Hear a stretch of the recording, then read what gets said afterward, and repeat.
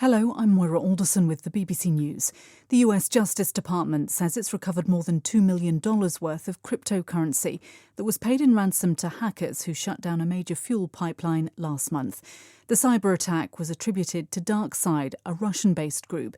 The attack on the Colonial Pipeline caused petrol shortages and price increases across the eastern United States. Neda Tofik reports from Washington. The Deputy Attorney General Lisa Monaco said the U.S. government was able to turn the tables on DarkSide. The FBI had been investigating the hackers for more than a year.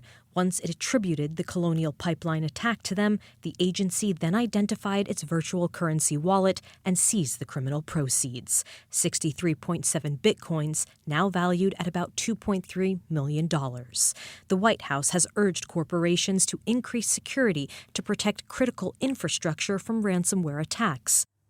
The US Vice President Kamala Harris has warned Guatemalans against coming to the United States, saying they would be turned back at the border. Speaking during a visit to Guatemala, she said the trip north was extremely dangerous and would mainly benefit people smugglers. I want to emphasize that the goal of our work is to help Guatemalans find hope at home. At the same time, I want to be clear to folks in this region who are thinking about making that dangerous trek to the United States-Mexico border. Do not come. Do not come. The United States will continue to enforce our laws and secure our border. Police in Canada have arrested a man accused of killing 4 members of a Muslim family with his pickup truck. The police say there's evidence that it was a premeditated attack motivated by hate and that the family were targeted because they were Muslims. The suspect was arrested after fleeing the scene in London, Ontario. He has been charged with murder. Scientists are reporting what they say is the longest sediment avalanche yet measured in action.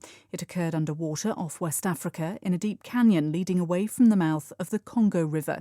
This colossal flow ran out for more than 1,000 kilometres across the floor of the Atlantic Ocean, breaking telecommunications cables and slowing the internet around the African continent. Pete Torling is from Durham University in the UK. Over 99% of global data goes via these cables because the bandwidth is so much greater than satellites. So they're totally critical for daily lives. And cables can be broken in other ways. So if you have a fishing vessel that drops an anchor, you can break one cable. But these underwater avalanches, they can break every cable over a long distance. This is Moira Alderson with the latest world news from the BBC. The use of motorbikes has been banned in parts of northern Burkina Faso following the killing of at least 160 people on Friday and Saturday. Suspected jihadists often arrive in target areas on motorbikes, opening fire on villagers. An inquiry in Cyprus into a scheme that allowed investors to buy passports has concluded that it was blighted by massive illegality.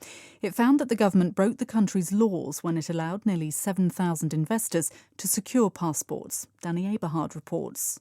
Between 2007 and 2020, rich foreigners could, in effect, buy themselves a Cypriot passport. They needed to invest as little as $2.4 million.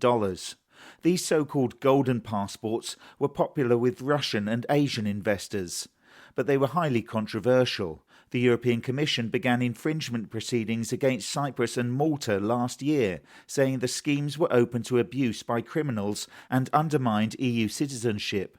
Cyprus's government has promised to punish any wrongdoing, but it believes the cabinet merely misinterpreted the law rather than committing fraud.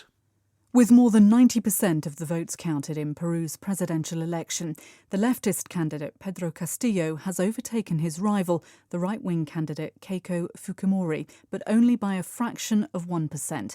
The slower-to-count rural vote has helped Mr Castillo's recovery, but analysts say overseas ballots could boost Ms Fujimori's position. Scientists in Russia say a type of tiny multicellular organism has come back to life after being frozen in the Siberian permafrost for 24,000 years. The Deloid rotifers were recovered from samples more than 3 metres below ground. Once defrosted, the rotifers were able to reproduce, something they do asexually by cloning. That's the latest BBC News.